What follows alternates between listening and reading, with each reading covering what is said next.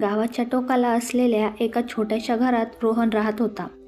साधा, शांत स्वभावाचा. मोबाईल आणि इंटरनेट हेच त्याचे जग आणि जगाशी संपर्क. एक दिवस सहज फेसबुक उघडताना त्याला "you may know this person" मध्ये सानिका दिसली. सुंदर फोटो, साधं प्रोफाईल. रोहनने हिम्मत करून फ्रेंड रिक्वेस्ट टाकली आणि काही मिनिटातच रिक्वेस्ट एक्सेप्ट झाली. तिथूनच सगळं सुरू झालं. पहिले हाय, मग काय करता, नंतर रोजचे गुड मॉर्निंग, गुड नाईट मेसेजेसचे रूपांतर चॅटिंगमध्ये सुरू झालं. हळूहळू चॅट लांबत गेली. दोघेही आपापली दुःख, स्वप्न, भीती एकमेकांना शेअर करू लागले. सानिका म्हणायची, "रोहन, मला कोणी समजून घेत नाही, पण तू घेतोस." रोहनला वाटायचं, हीच ती जिच्यासाठी आयुष्यभर थांबवावं. 3 महिने झाले. व्हिडिओ कॉल्स, फोटो, रात्री उशिरापर्यंत गप्पा.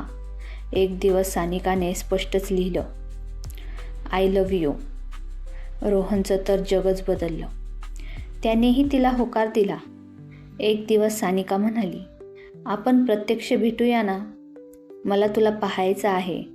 रोहन थोडा घाबरला, पण प्रेम जास्त होतं. त्यामुळे दोघांनी शहरातल्या एका कॅफेत भेटायचं ठरवलं. त्या दिवशी रोहन लवकर पोहोचला. सानिकाच्या अगोदर पोहोचला. त्याचे हृदय जोरजोरात धडधडत होतं. आणि ती आली. सानिका अगदी तशीच होती. हसरी, गोड, सुंदर, जशी फोटोत होती. पहिली भेट जादुई होती. त्यांनी खूप गप्पा मारल्या, एकमेकांसोबत फोटो काढले.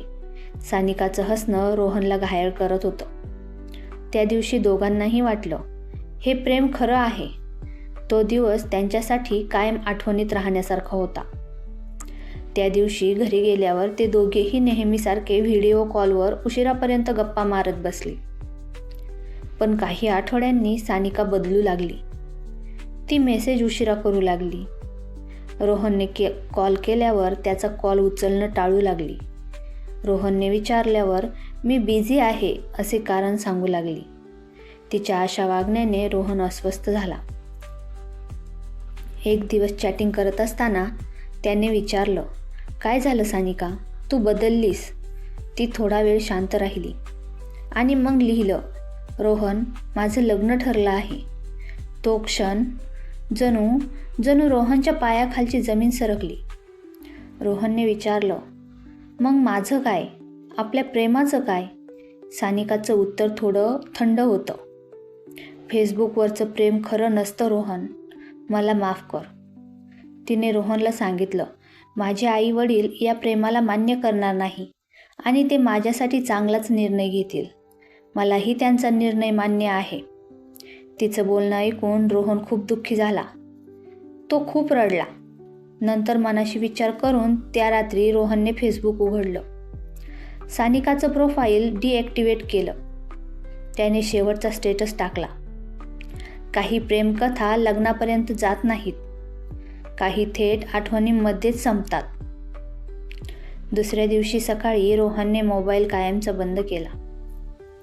तो जिवंत होता, पण त्याचं मन, स्वप्न आणि विश्वास सगळं काही त्या फेसबुक चॅटमध्येच कुठेतरी मरण पावले होते. रोहनने मोबाईल बंद केला होता, पण आठवणी बंद होत नव्हत्या. कित्येक वेळेस नातं संपतं, पण आठवणी जिवंत राहतात. रात्री उशीवर डोळे मिटले की त्याला सानिकाचा हाय आठवायचा. तिचा हसरा चेहरा, "तूच मला समजतोस" हे शब्द सगळं पुन्हा पुन्हा डोक्यात घुमायचं. तो पुन्हा फेसबुकवर गेला नाही, पण मन मात्र रोज तिथेच अडकलेलं. 2 महिने झाले. एक रात्री अचानक मोबाईल वाजला. अननोन आयडी, नाव फक्त यस. मेसेज होता, "रोहन, मी सानिका." त्याचे हात थरथरले. त्याच्यासाठी सानिकाचा मेसेज अनपेक्षित होता. तो लिहितो, "आता मेसेज का केलास?" ती म्हणाली, "मी सुखी नाही. लग्नानंतर सगळं बदललं." सानिकाने सगळं सांगितलं. "मी लग्न घरच्यांच्या दबावाखाली केलं होतं. माझा नवरा संशयी आणि रागीट आहे. तो सारखं माझा फोन तपासत असतो. माझ्यावर ओरडतो, मला मारहाण करतो. रोहन, मला वाटलं फेसबुकचं प्रेम खोटं आहे. पण आता कळतंय, मला खरं प्रेम तूच दिलं होतंस. रोहनचं मन पुन्हा जिवंत झालं. तो म्हणाला, पण माझं प्रेम खरं होतं. मी आजही तुझ्यावर प्रेम करतो. त्याचं बोलणं ऐकून सानिकालाही बरं वाटलं. दोघांनी पुन्हा बोलणं सुरू केलं. ते लपून कॉल्स करायचे. सानिका तिचा नवरा गेल्यावर रोहनशी चॅटवर बोलायची व चॅट्स हटवायची. एक दिवस सानिका रोहनला म्हणाली, मला इथून निघायचं आहे, तू मला घेऊन जाशील का? रोहन गोंधळला. समाज, कुटुंब, कायदा सगळं डोळ्यासमोर आलं. पण प्रेम आंधळं असतं म्हणतात ना. तो म्हणाला, हो, मी येतो. दोघांनी ठरवलं, शनिवारी पहाटे 5 वाजता बस स्टँडजवळ भेटायचं. त्या रात्री रोहन रात्रभर झोपला नाही. बॅग तयार होती. त्याने थोडे पैसे घेतले आणि मनात एक आशा. पहाटे 5 वाजण्याच्या सुमारास तो बस स्टँडवर पोहोचला. 5 वाजले. 5 वाजून 10 मिनिटे झाली. 5 वाजून 20 मिनिटं. 5 वाजून 30 मिनिट.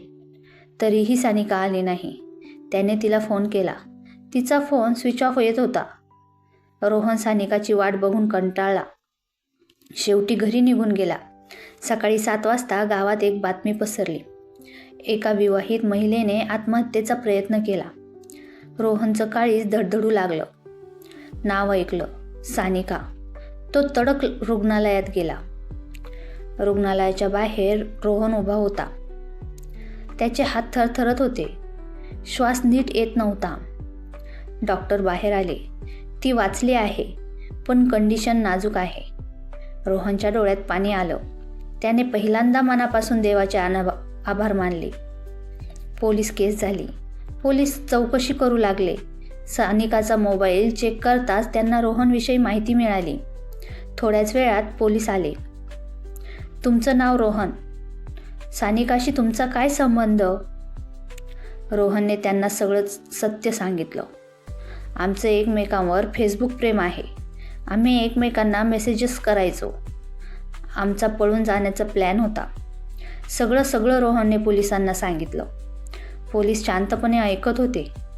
तुमच्यावर थेट गुन्हा नाही, पण तिला मानसिक दबाव होता का हे तपासावं लागेल. हे रोहनला आतून तोडून टाकणारे शब्द होते. 2 दिवसांनी सानिकाला शुद्ध आली. मॅजिस्ट्रेटसमोर तिने जबाब दिले, या आत्महत्येसाठी रोहन जबाबदार नाही. तो मला वाचवायचा प्रयत्न करत होता. आत्महत्येचा मीच निर्णय घेतला. तो जबाब ऐकून रोहन गुडघ्यावर बसला. पोलिसांनी सानिकाकडे चौकशी केली. तो आत्महत्येचा निर्णय का घेतला? तिने सांगितलं, माझा नवरा छळ करत होता. माझ्यावर संशय घेत होता. मला मारहाण करत होता.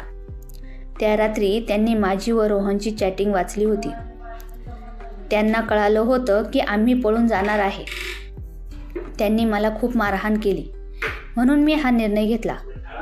पोलिसांनी सानिकाच्या नवऱ्याविरुद्ध गुन्हा दाखल केला व त्याला अटक केली. डिस्चार्जच्या दिवशी सानिकाने रोहनला बोलावलं. ती खूप अशक्त होती. रोहन आपलं प्रेम खरं होतं, पण वेळ आणि परिस्थिती चुकीची होती. रोहन म्हणाला, मी आजही तुझ्यावर प्रेम करतो. माझ्यासाठी नाही, स्वतःसाठी जग. रोहनचे बोलणे ऐकून सानिकाने डोळे मिटले. डिस्चार्जनंतर सानिका माहेरी परत गेली. तिने घटस्फोटाचा निर्णय घेतला. कायद्याने घटस्फोटाची प्रक्रिया सुरू झाली. रोहनने शहर सोडलं. नवीन नोकरी, नवीन आयुष्य सुरू केलं. दोघे कधीच पुन्हा भेटले नाहीत. रोहनने फेसबुक बंद केलं. वर्षभरानंतर रोहनने पुन्हा फेसबुक उघडलं आणि एकच पोस्ट टाकली, फेसबुकवर प्रेम होऊ शकतं, पण आयुष्याची किंमत कधीच प्रेमापेक्षा कमी नसते. आणि पुन्हा लॉगआउट. मित्रांनो, सोशल मीडियावरचं प्रेम खरं असू शकतं का? कदाचित असूही शकतं, पण निर्णय घ्यायच्या आधी वास्तव, कायदा आणि आयुष्य यांचा विचार करणं खूप गरजेचं आहे. ही होती आजची फेसबुकवरील प्रेमाची लव्ह स्टोरी कशी वाटली कमेंटमध्ये नक्की कळवा. स्टोरी आवडली असल्यास अंतरंग स्टोरी चॅनलला सबस्क्राईब करा. अशाच नवनवीन स्टोरी ऐकण्यासाठी बेल आयकॉनवर जाऊन ऑलवर क्लिक करा. धन्यवाद.